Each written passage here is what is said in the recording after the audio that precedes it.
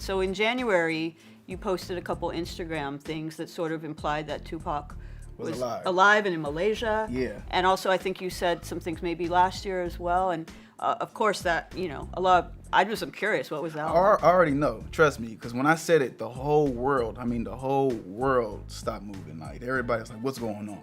Like, I went and got 200,000 followers within 2 days. And I was like, wow, like, this is crazy. Germany is calling me. I don't even speak German, so I don't even know what to do. Pretty much, the reason why I did it, it's a purpose for it, and you actually have to tune into the show to see why. Okay. It's a real good message why I did it. It's like, it makes the world reflect on ourselves. Like, wow, okay. Do you believe he's alive and in Malaysia? You just have to tune into the show for my answer. Oh, come on, Jake. I'm telling you, just have to tune into the show for my answer. Like, I don't want to ruin it's an important message. Tupac's my godfather. So, yeah. that's all I have to say. It's just that, just tune in and just support us. Well, let me ask you, because you said you got all the followers and people in Germany calling you. Did you get any flack for that? Were people thinking, that you were joking or being disrespectful or anything like that? Of course, I meant no disrespect to that man's family. That man's family is my family, Mm-hmm. How did you feel about the Tupac hologram at Coachella a few years ago? I thought it was dope. I thought it was it's a step into the future. We're getting closer and closer to the future. It's 2019. I expected to see some flying cars. When the hologram happened, people, lost their minds. I was there.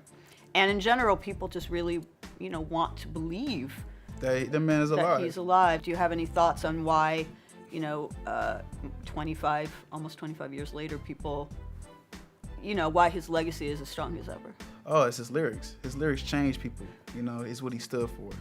And that's pretty much why Death Row Records and everybody else around that, they all played their role, from the DJ Quicks, from his, incredible sounds, Snoop Dogg's incredible sound, Dr. Dre's beats, productions, my father's ambition to be the best mogul in the industry at that time. So it was just, everybody played their role and they were just the best at it.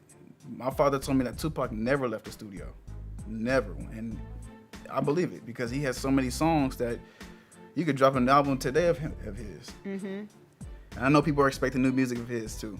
Well, so after you post on Instagram that you need a producer in the studio to come in, of course. Of course. Stoking the flames. Of course. Hello? You have a collect call from an inmate at the Richard Donovan Correctional Facility. So there's a scene that's already out from the show where you receive a phone call from your father. It's an emotional scene. Yeah. Can you tell me a little bit about that? That scene pretty much was like a real scene. I haven't spoke to my father in 3 years. They had a communication ban on us. So that we couldn't send letters, we couldn't pretty much do anything. I just had to pray and work hard. Why not even like email or anything? Nah, definitely not email. They said pretty much that they felt, the judge or whatever, they felt that that Suge Knight and his son, that they can't talk to each other. I don't know. It didn't make any sense.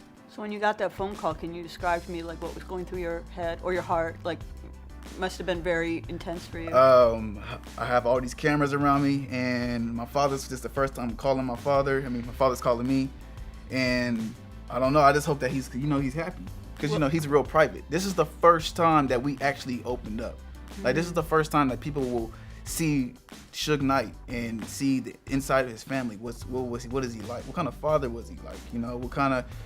How is his kids? So it's just, this is different parts. You mentioned how private he is.